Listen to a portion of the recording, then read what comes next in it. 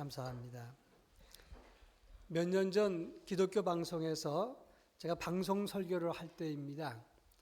일주일에 한 번씩 방송 설교 녹음을 위해서 방송국에 갔습니다. 어느 날 방송 PD를 만나기 위해서 기다리고 있는데 여자분 한 분이 제 옆에서 함께 기다리게 되었습니다. 그분의 외모라든지 느껴지는 포스 이런 것들이 어느 교회 권사님처럼 느껴져서 제가 물었습니다. 어느 교회 권사님이십니까? 이렇게 물었더니 그분이 깜짝 놀라면서 전 보살인데요. 이렇게 이야기를 해서 충격을 받았습니다. 순간적으로 아니 보살님이 왜 기독교 방송국에 왔지? 이런 생각을 했는데 그분 아는 사람을 만나러 온 것인데 저는 그분의 얼굴을 보고 마치 권사님 같이 생겨서 권사님이냐고 물어봤던 것입니다. 그때 느낀 것이 외모를 봐서는 모르겠구나 하는 생각을 했고 또 한 가지는 있는 줄 알았는데 없으면 그것도 당황스러운 일이다 하는 생각을 했습니다. 마찬가지입니다. 분명히 믿음이 있는 줄 알았는데 믿음이 없으면 하나님도 우리 보실 때 당황스럽고 천사도 놀라게 된다 그런 말입니다. 오늘 우리가 읽은 본문의 말씀은 예수님께서 베레아 지역에서 유다 지역으로 전도 영역을 옮기시면서 그때 주셨던 비유의 말씀입니다. 시기적으로 볼 때는 공생애 중에 거의 마지막 부분이라 그렇게 말할 수가 있겠는데 예수님께서 고난의 길을 걸으시려고 가실 때 그때 제자들에게 주셨던 비유의 말씀입니다. 아직 제자들은 십자가의 길 그리고 참 제자의 길이 뭔지를 깨닫지 못한 상태였는데 예수님께 이런 질문을 합니다. 예수님, 우리에게 믿음을 더해 주십시오 라고 말을 합니다. 그때 예수님께서 그 제자들의 요청에 대한 답으로 주신 비유가 오늘 본문의 말씀인 것입니다. 근데 본문의 말씀은 5절부터 10절까지가 한 세트로 되어 있는 말씀인데 그 안에는 비유가 사실상 두 가지입니다.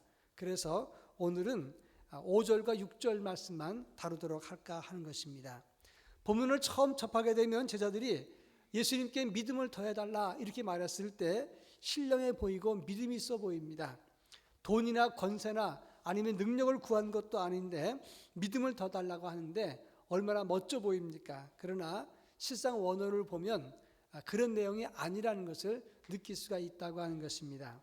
여기서 믿음을 더하소서 했을 때 더해달라는 말은 프로스티템이라고 하는 단어를 씁니다.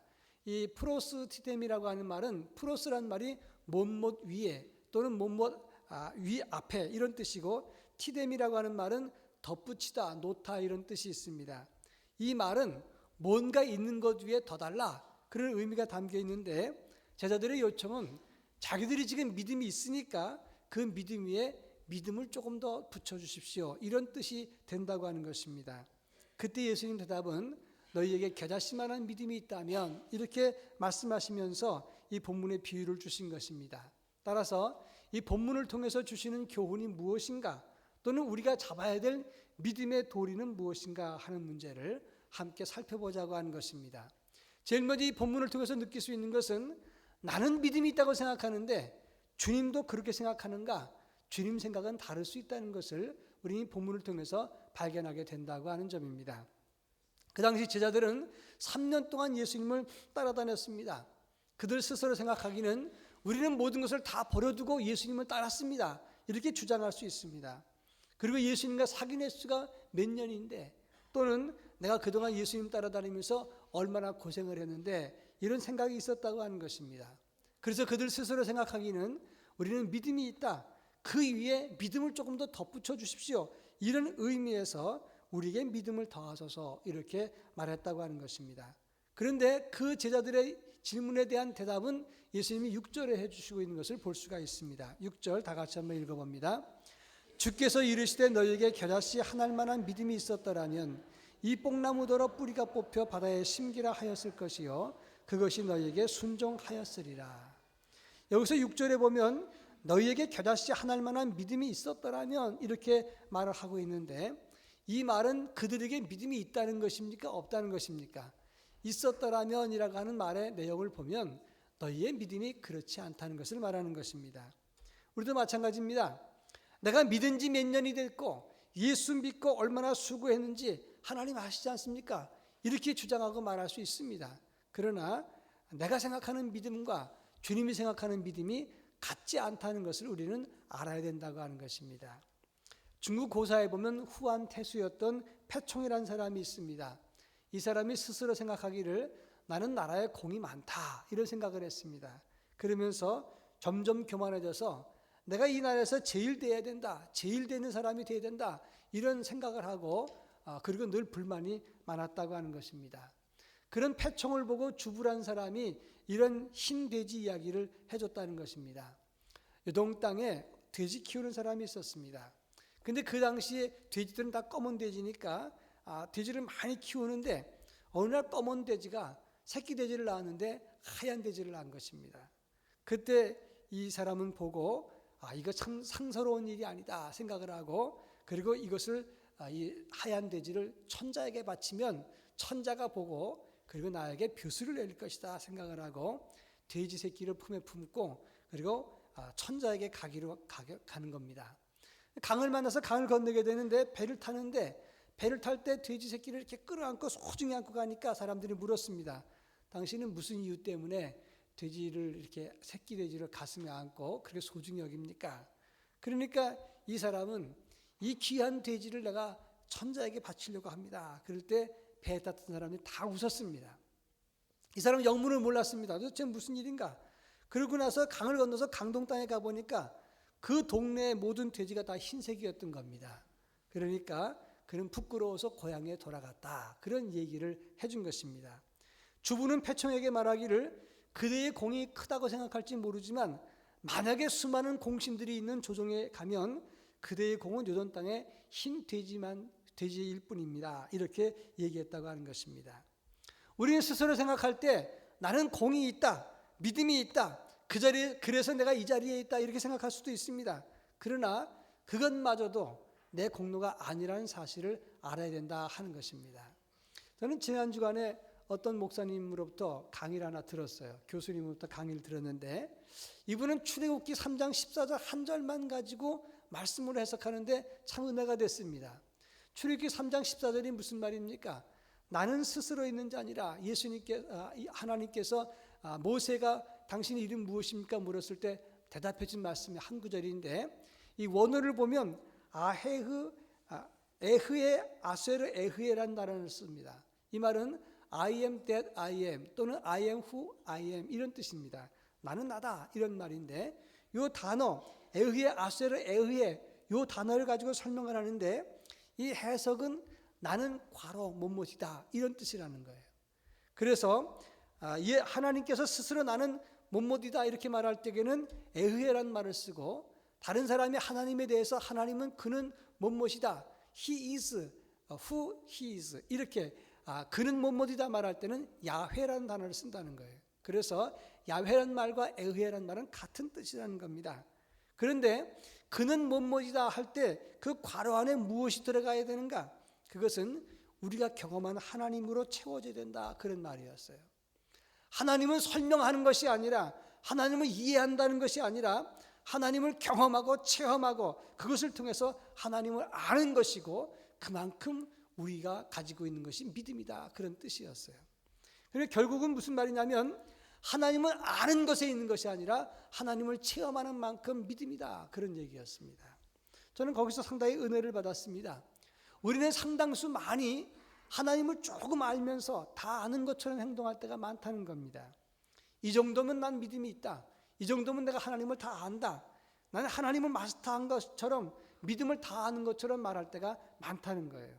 그러나 그것이 바로 우리가 가지고 있는 교만이라고 하는 것입니다. 그 당시 예수님 제자들은 예수님을 따라다녔습니다. 3년 동안 따라다니면서 예수님 이만하면 믿음이 있지요. 그 믿음 위에 조금 더 믿음을 주십시오. 이렇게 요청했지만 그것이 바로 제자들의 태도요. 오늘 우리들의 모습이 아니냐 그런 질문이었던 것입니다. 여러분 우리가 하나님을 아십니까? 하나님 앞에서 열심히 있습니까? 수고하고 헌신했습니까? 그렇다면 믿음이 있는 것입니다. 그러나 또 한 가지 질문해야 될 것은 그렇다고 해서 믿음이 완성된 것이 아니라고 하는 것을 알아야 된다 하는 것입니다. 하나님을 제대로 경험하고 하나님의 구원의 은총과 인도의 손길과 그 은혜를 충분히 체험한 다음에 그 하나님의 은혜의 두 손 높이 들고 하나님 저는 아무것도 아닙니다. 그런 다음에 하나님이 인정해 주시는 믿음을 가질 때 그것이 참된 믿음이 있는 것이다. 이런 결론이라고 하는 것입니다. 그런 의미에서 오늘 우리는 내가 가진 믿음이 하나님 앞에서 인정받는 믿음인가를 한 번쯤은 질문해야 된다. 그런 이야기인 것입니다. 영국의 한 보험회사에서 조사를 했는데 남성 운전자들은 운전하면서 길을 잃어버려도 절대로 다른 사람에게 길을 잘 안 물어본답니다. 자존심 때문에. 여성 운전자들은 길을 가다가 길을 모르면 그냥 창문을 내리거나 아니면 차에서 내려서 다른 사람에게 물어보는 게 4분의 3 이상이 된다는 겁니다. 근데 남자들은 웬만하면 안 물어본대요. 그 중에서 10분의 1은 목적지를 안 가면 안 갔지 절대 물어보지 않는다는 겁니다. 그래서 1년에 평균 헛주행하는 것이 444km가 된다는 겁니다. 4라는 숫자가 3번이나 곱해진 것, 3번이나 더해진 건데 444km는 서울서 부산까지 가는 거리를 헛주행한다는 겁니다. 자존심 때문에. 저는 이 글을 보면서 상당히 웃었습니다. 우리 믿음도 마찬가지가 아니겠는가. 내가 안다고 생각하는 고집, 믿음이 있다고 생각하는 고집을 하는 순간에 우리는 헛믿음, 헛주행, 헛시간을 보내지 않는가, 이런 생각을 해봤습니다. 여러분, 우리가 스스로 믿음이 있다고 자만하는 순간, 고집하는 순간 우리의 믿음은 완성될 수 없다는 것을 알아야 되는 것입니다. 아는 것, 열심히 있는 것, 그리고 자기 암시와 최면과 자기 확신이 있는 것, 그것도 중요합니다만은 그것은 믿음이 아닙니다. 하나님이 내 믿음이 크도다 인정해 주시기 전까지는 우리의 믿음은 아무것도 아니라는 사실을 알아야 된다 하는 것입니다. 내 믿음이 하나님 보시기에 예수 십자가 앞에서 칭찬받을 믿음인가, 이런 믿음인가를 점검하는 시간이 바로 사순절의 시간이라 이렇게 말할 수가 있는 것입니다. 이 사순절 시간에 우리의 믿음을 한번 점검해보는 시간 될 수 있기를 주의 이름으로 축원합니다. 자, 그러면 이 본문 안에서 믿음에 대한 정의는 무엇을 말하는가? 6절에 보면 겨자씨 한 알만한 믿음이 있었더라면 했는데, 예수님께서 믿음을 겨자씨 한 알로 비유했다고 하는 것에 우리가 주목해야 된다고 하는 것입니다. 여러분, 겨자씨라는 게 무엇입니까? 노란 꽃을 피우는 솔라나시아과의 그런 식물입니다. 1년생 식물인데 이 겨자씨는 모래알 절반보다도 더 작습니다. 아주 작은 씨인데 거의 눈에 보이지 않지만 이것이 땅에 들어가서 뿌리를 내리고 자라면 5m까지 자란다는 겁니다. 1년생 식물인데 5m까지 자라고 그 다음에 죽는 겁니다. 그런데 여기에 비유의 의미가 있다는 겁니다. 겨자씨는 아주 작은 것이지만 그 안에 생명이 있을 때, 살아있을 때 반드시 크게 자란다, 그런 의미가 담겨 있는 것입니다. 제자들이 믿음을 더 해달라고 말했을 때 그들의 생각은 우리의 믿음의 양을 좀 크게 해주십시오 이렇게 말했지만, 예수님은 그들의 믿음의 양에 대해서 말하지 않았습니다. 너희의 믿음에 생명이 있느냐, 너희 믿음이 살아있느냐, 그 믿음의 내용에 대한 이야기를 했다고 하는 것입니다. 바로 양의 믿음이냐 질의 믿음이냐, 우리가 한 번씩 생각을 해야 되는 것입니다. 구약의 민수기를 보면 이스라엘 백성들이 출애굽을 했습니다. 그들 모두 하나님 말씀을 믿고 모세를 따라서 광야로 나왔습니다. 자, 그러면 그 이스라엘 백성들이 광야로 나왔을 때 그들이 믿음이 있는 겁니까, 없는 겁니까? 믿음이 있기 때문에 모세를 따라서 광야에 나온 거 아닙니까? 광야에서 무슨 농사 질 때도 아니고 목축할 수 있는 것도 아닌데 그들은 믿음을 가지고 나왔습니다. 그런데 문제는 그 많은 사람들이 60만, 장정만 60만이면 전체로 합하면 250만도 되는 그 많은 사람의 믿음을 가지고 나왔을 때 그들의 믿음의 양은 큰 겁니다. 그러나 불평 많았던 그들의 믿음이 모여서 커졌을 불평도 커졌고 불신앙도 커졌고 원망과 불순종도 커졌다고 하는 것입니다. 문제는 믿음의 양이 아니라 믿음의 질이 중요한 것입니다. 겨자씨라고 하는 것은 비록 작지만 그것이 살아있는 믿음이 되었을 때, 그 안에 생명이 있었을 때 놀라운 생명력을 가지고 성장하고 발전하게 된다, 바로 그걸 말하는 것입니다. 마태복음 8장에 보면 가버나움에 백부장이 있습니다. 예수님께 나와서 부탁을 합니다. 내 하인이 지금 중풍병에 걸렸습니다. 좀 예수님 몹시 괴로워하는데 어떻게 좀 도와주십시오. 그때 예수님께서 뭐라고 말씀하십니까? 내가 가서 도와주겠다. 그때 이 백부장은 뭐라고 말합니까? 나는 예수님 오심을 감당치 못하겠습니다. 다만 말씀으로만 하십시오. 그러면 내 하인이 낫겠습니다 라고 말을 합니다. 이 백부장 이방 사람입니다. 믿음의 내용은 잘 모릅니다. 믿음의 크기를 보면 유대인들의 믿음의 10분의 1도 안 되고 100분의 1도 안 될 것입니다. 그러나 그 백부장의 믿음은 예수님 말씀을 100% 순종했기 때문에, 믿었기 때문에, 그는 이제 이루어질 것을 확신했기 때문에 예수님께서 뭐라고 말합니까? 그래, 내 믿음대로 될지어다. 그리고 이스라엘 중에 이만한 믿음을 보지 못했다, 이렇게 칭찬한 것입니다. 다른 유대인들에 비해서, 랍비들에 비해서 이 백부장은 믿음의 크기는 작을지 모르지만 신실한 믿음, 살아있는 믿음, 그리고 생명력 있는 믿음을 가졌기에 그의 믿음은 예수님의 칭찬을 받게 되었다, 그런 말씀입니다. 옛날에 유럽의 호전적인 민족이었던 섹슨족이 사르마누 대제에 의해서 모두가 그들이 점령이 되고 기독교화됐습니다. 강제로 기독교를 개종하는데 그들이 간단한 교육을 받고 다 예수 믿게 된 거예요. 억지로 예수 믿게 된 거죠. 전쟁에서 졌으니까. 그럴 때 이들이 세례 받으면서 한 가지 조건이 있었습니다. 세례를 받으면 물속에 다 잠기는 그런 세례를 받았는데, 침례를 받았는데, 물속에 들어갈 때 이 오른팔만은 잠기지 않게 해주십시오라고 했어요. 왜 그랬느냐? 이건 잡고 칼을 잡고 싸워야 되는데 이것마저 세례 받으면 사람을 죽일 수 없으니까 세례 받을 때 다 잠기고 이것만 내놓고 그리고 세례를 받았다고 하는 것입니다. 그래서 이 섹슨족 유럽 사회는 끊임없이 예수 믿고도 전쟁을 했다는 겁니다. 옛말에 서자서 아자란 말이 있어요. 글 따로 믿음 따로, 이런 말입니다. 여러분, 이 글 따로, 삶 따로, 나 따로, 믿음 따로, 삶 따로 얼마나 많습니까? 그 옛날 섹슨족들이 세례받을 때 오른손을 빼고 세례받은 것처럼 오늘날 많은 사람들이 입 빼고 세례받은 사람이 얼마나 많습니까? 얼마나 많은 사람이 가슴 빼고 세례받은 사람이 있습니까? 얼마나 많은 사람들이 머리 빼고 예수 세례받은 사람이 있습니까? 얼마나 많은 사람들이 손발 떼고 세례받은 사람이 있느냐, 이 말이에요. 앞으로 우리 교회도 한번 물속에 들어가는 세례를 한번 해봤으면 좋겠다 생각이 드는 거예요. 많은 사람들이 세례받는 것을 온몸으로 세례받는 걸 생각하지 않고 손발은 띄고 세례받은 사람들이 있고 가슴 띄고 세례받은 사람들이 있고 입 띄고 세례받은 사람들이 있다, 이 말씀입니다. 많은 사람들이 예수님 나의 구주라고 말하면서 그리고 돈 하면서 살아가면서 결국은 돈이 주님처럼 생각하는 경우가 얼마나 많으냐 하는 것입니다. 하나님이 우리 보실 때 정말 생명력 있는 믿음이 있는가?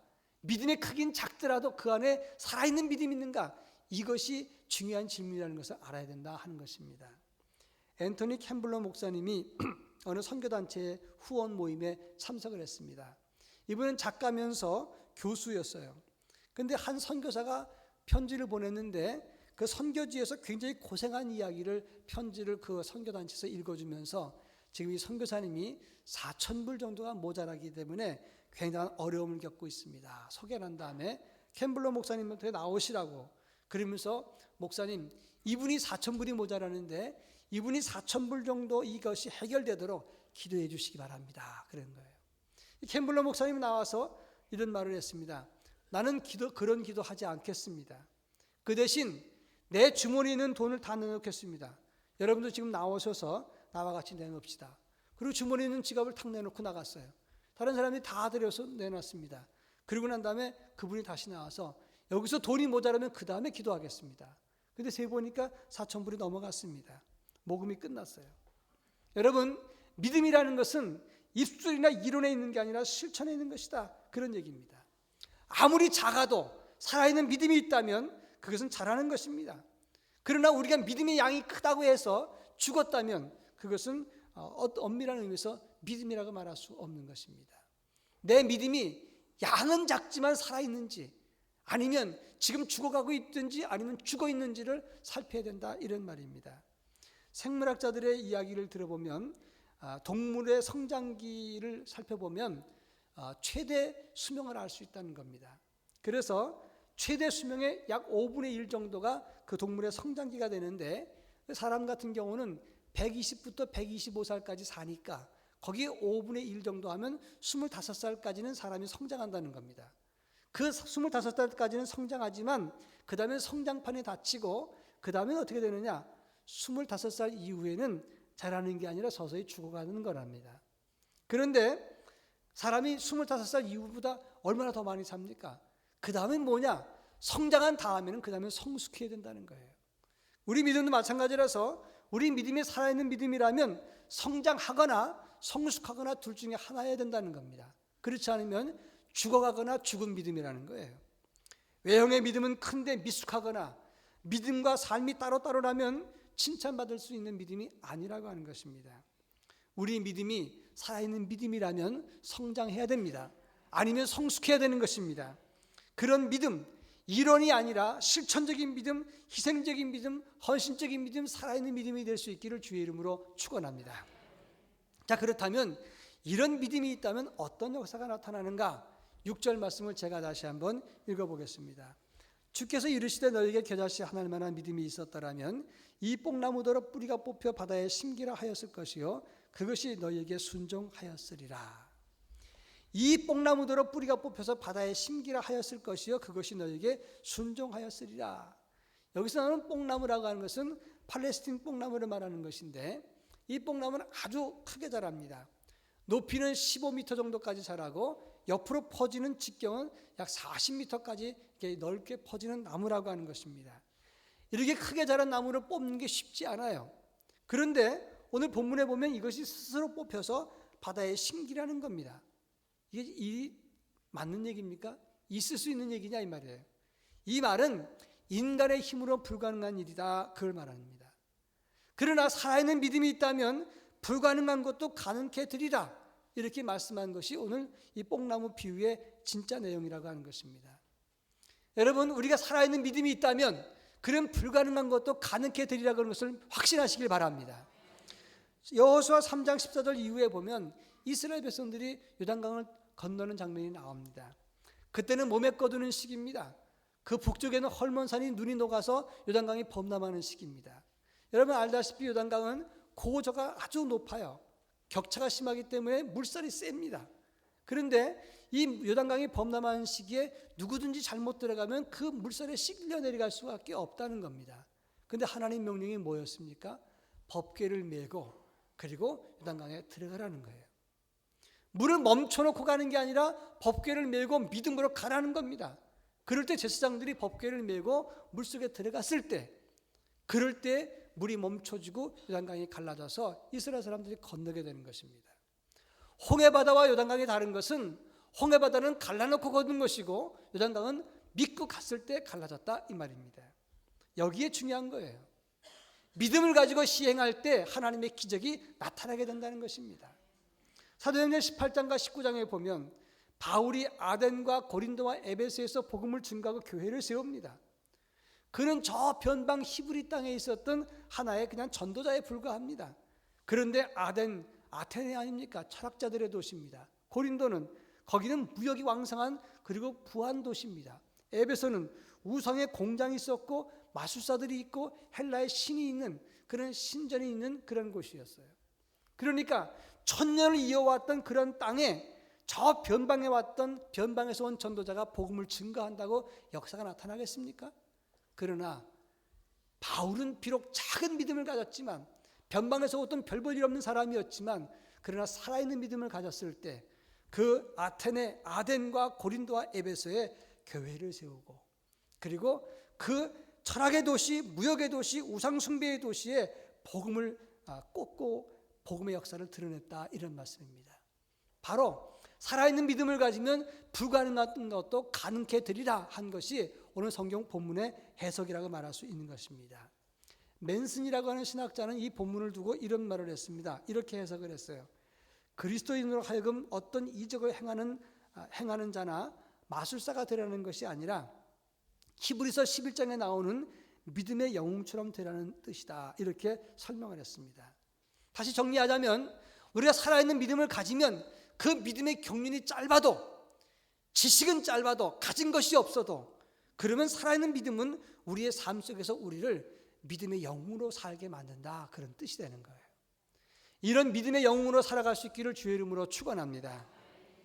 아주 몇 년 전 일입니다마는 조지아주 로널드 맥레어 아카데미라고 하는 곳에서 AK 소총 한 자루와 탄알 500발을 들고 한 청년이 침입을 했어요. 그리고 교무실에 들어오면서 총을 사방에 쏘면서 그리고 진입을 했습니다.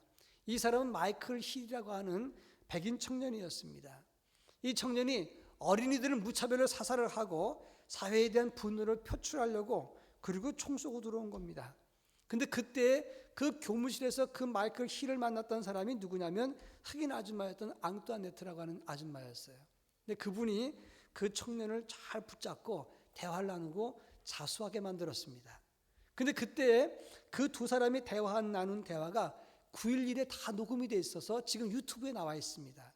근데 그 내용을 보면 그는 놀랐죠. 청년이 총 쏘고 들어오니까. 근데 놀라지 않고 당황하지 않고 침착하게 그 청년을 위로하고 이해를 했습니다. 그리고 설득을 했어요. 그리고 말합니다. 나도 어려운 시간이 있었다네. 난 33년 동안 함께 산 남편이 나를 버렸어. 나한텐 장애인 아들이 있어. 여러 번 자살할 생각이 있었어. 그렇지만 나도 지금 살고 있는 거야. 이러면서 그 청년을 붙잡고 진심으로 얘기를 하고 그 청년을 설득해서 자수하게 만들었어요.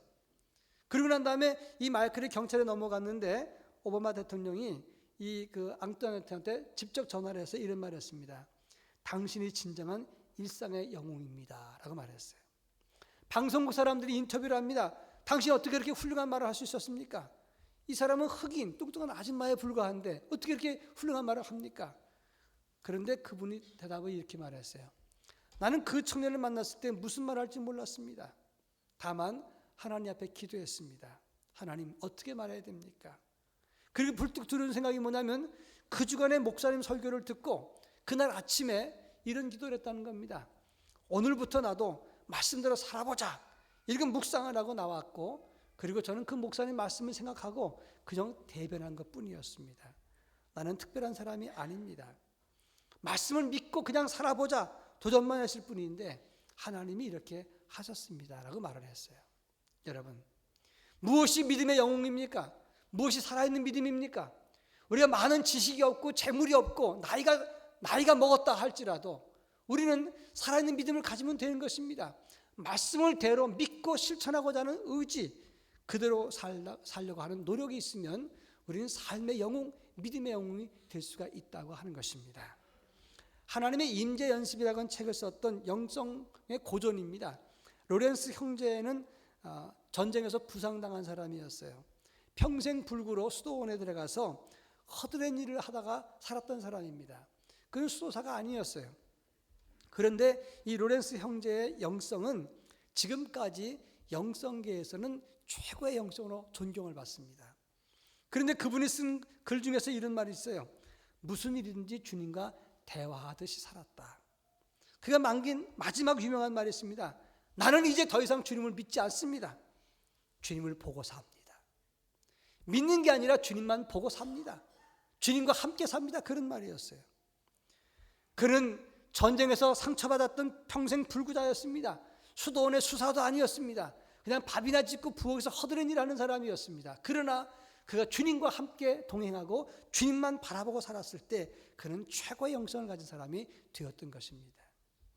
말씀의 지식이 아니라 오랫동안 몇 년 동안 믿었다는 것, 직분이 아니라 가지고 있는 재산이 아니라 지금 내가 하나님 앞에서 살아있는 믿음을 가진다면 그는 우리는 삶 속에서 믿음의 영웅으로 살아갈 수가 있게 되는 것입니다.